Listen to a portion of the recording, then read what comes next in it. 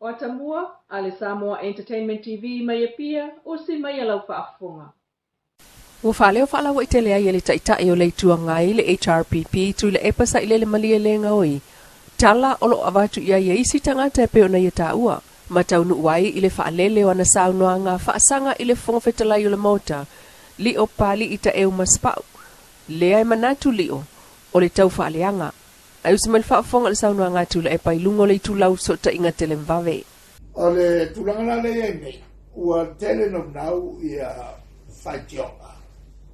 Ua tonu mai le matu vai, whaia sau upu. A tonu e o ina mawai ni mawhawhaunga whoftalai.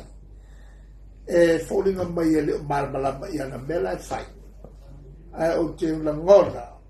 o se mea whaalai lunga tulanga whoilea, o le fia awai i a tali e nion tonga. O na wina la, ua mai mea mai vai o soi fua. E puni ai, ma taomi ai lalo, le whamasinonga la mea tonu. E le tūlanga o le wa aia tangata, awane i ona whaia, e ane ngai oima, e fisilingi ai le whoftalai. Pea mea tonu, pelea mea tonu. Ua o le awai, e mene o te talanga o mo meo fale po ni aula tele awala papa o fatoa mai o falusia ele malo o le awai e fai ngofia o na tua ia o le tu fatasi ma le malo o lora wipa e le mawhai o na tuto tasi sana fai o na le muri muri tai e mea fai ele malo e tai pela mea no e tutuila e le sairi ngā tupere na o ai alua i maia e le ngata i lea a o whaalwhalenga o wala a la fo e vai atu la fo e tu mai e maia a tonu o le mana o mea a te tau tu lo loto na to fa o ia o le loia en tau na alo ese ma whainga ia e li fa pena ia whawhtela i umba a lea sa turai mai i le foe o le sār parmen li fa pena afto a foua lea o le matou vai i whainga foui o turai mai i le whawhtela so se mea e malo murmuriai so se mea e malo murmuriai ale mea taun whai wane on vai on tino e saminga uma ia malo a walo na winga wa vea lor whawhtalai ma tangata o lo o whai mea whatasi ma le whatonu pule whatonu exactly O tua inga o ta ua ilunga le sunga tu le epa na afua eno fisilingia le teo polinsia le fionga le fonga fetalai. Li o pali ita e umaspa u li tai au nei. Ia, o ka pafu whawai le ma uono teimi utari ai. Nanga whau ina atua na whamtalanga o tau whaleanga. Ia, ma tamu whai e whailele whaari mailuna dona marama lama i kiutema o tūlanga o le fonga fetalai ia. Fetalai ai tuto tasa. Ia, a ole tamu whai e tu mai meo o le mana mea na ia o ai o toi whafo e tuia ia na upuna na mea. O nai, ia ia mase, tala ngā awala tasino uo ia. Ma maa o manei mea,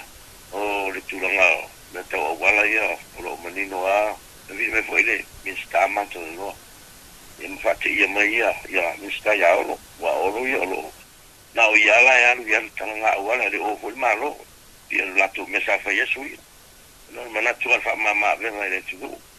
ya tulanga na lo manino foi ye ama se tala nga awala no walu yai lo manino le na lo fa no ai o tam foi mai ni fa tala se mo delo lima sai se ile tu no la tu fa fo ai le moni pa ma o ni tulanga le tuila ya wala o melo ai no tuila se asinga ole ala mia male kabineta ia malga fa fai ngele no tia fostalai ai tute fa vai fa foi la to ia tal pevo la to te a fono ala tu e vatu fonta le la tu pono ia so ia la te mai tau le mai te mi o ia palmene fonta le la so mema to le fo le mai tau ino le vai ia a tu la ai o le ia e me le pulang fa tonu ma o fa pe o como no mundo ia mo ma fiame ile que ia o lo ni me ar malo ni no al melema i tuila taptongia o pasa se no fue el fuerte el malo tongia y hemos estúpido el malo ya me fue pena una el fallo fa pena el fallo el macho ahí no more va a fa de time va a fa ya hola ella se ve que ya voy fue no el malo me capileta de tuila el mena tiene mamá la moi y ni casa pule porque soy media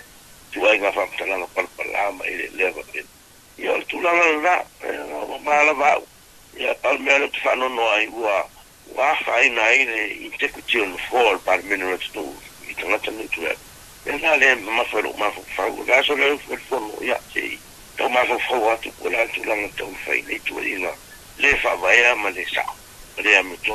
Terminei lo fa wa lava fa salanga o le te tai o HRPP malana fai lo tusi ele awai fontanga al parlemene se ia se aso Leilua va ya sona tau nu ule le sila sangol fa amna tuina. O le ono sfulu tau sangol tuto tasi o Samoa. Ilana por kalame o tau sanga ato fa savalia ai nei. Se ia o atu ya me tolu tasi o lu o lu tolu. E pe on ta pena ia ile te wila al masino se te mai masani ai. Masau no ai te fono so a komite o fa fianga. Le office silio le pulengo fui mu fa la vla fa fo se ile sunga tanwasa pe tone maunga. Ile amatanga o le na fa moi moi. Pe yo se te male sa tele na fa mana 12 va yaso le te wila mo sa fa pitola va mo te wila pita yane ia o fina ngalo fo il tato wa komite tu ina ia fata ua pe ia le tuto tasi le onus futo sanga o le tuto tasi malo tuto tasi malo sa loto sa mo le wala o tu wile va yaso le nei ia e fa onga fa ia tato wa fa mana tuino le tuto tasi poka la mela le nei a mata ile aso sa le aso fao se tema pe vula ona matu fa nga ine tato komiti nei le a wivina a mai e lava ma a mata mai e le vai taimio le te wila le vula e soli muni vai tutu le pu lava le tu langa le nei pe vula aso sa ia o pespesenga fa le nganga pespesenga fa le nganga le o le lava fuila e fa tanuina malo ia pele tulanga nei ia ono le nganga foi mawolunga le fionga le tai fono ia o tatu fata wala voltato wala fatu tua i le tulanga ia nei ono sfuta sanga tele ni tu sanga o tatu wolia la sala pespesenga fa le nganga le foi lawa tu fie ia po wa tu silima ia le komite autu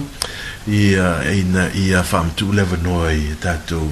kolisi fa fa au vola o kolisi malua ia kolisi piula le kalisi metisi ia o le kolisi foi katoliko i momo ia fa per foi ma le kolisi o al nasareta i uloloa o kolisi fa fe au nei o le ubo la utongia fa pe foi la male au fa pesi tu fa tese le kalisia o la pa ia waso na tai multa ia lava fa nga malo o ye nei le ta u o le masina mo tulisi po tangata sia si mai e pe ona sa wai tu sanga i fia o tonai ai sa lava o le tuto tasi o Samoa le wa to fai le vai so fo o le atatala lo iai kirkiti fa Samoa le motele svai e amata ile solo fa alo tele lava mai luma maota o le fionga fai pule pol tua oile o sa ai masai pipi anga i mai ile malai o ta oto i sai pipi ma fai ai le sauni nga loto na tatala le o ta longa e awai atu ile fionga minsta o ta longa manganu le sunga se ula yoane ma sauno ai le sunga fiu siolo lo prestene il kirkiti Samoa il fa mo le liki le nei o le nei tau sanga o ta pena iai au kirkiti e pe o le vai nu mai fale umanono la le yo amoa mai sai pipi longo i foa mai foa lunga liu mai au fanga fau tau po fanga fau po siu lai o foi lalo laula au mai falani mai sa taua o le peika sangone tani fo le vao mai sili ma ase ngongo mai fusi sa fata lau ti lau le lei mai sa le lolonga lau ti lau le lei mai sa pulu sa le lolonga ma ta mai sa mata vai pu ese mai sa mata hungo lei asa mai sangone Se fulu ma le wha ia au ia o le a tāpenai mo le wha a moe le i le liki kirikiti i sa vai ai o la tala malai ai i le aso po le aso mua le aso ngafua le vai aso fau i o le vai nuu mai whale umanono ma le lau le leio a mua mai sai pipi. So atu ia i le manoi foa mai foa lunga whetaui ma le liu mai a mai whangafau o kau poe mai whangafau o le aftaui on posi ulai mai foa lalo. Ai pai ai le lau la au mai falani mai sa tawa. Lo Samoa Entertainment TV mai pia mana tamua le nei fo iaso. Pa poponga le aswa tai au le alo fo le tua ai fa so fuaya.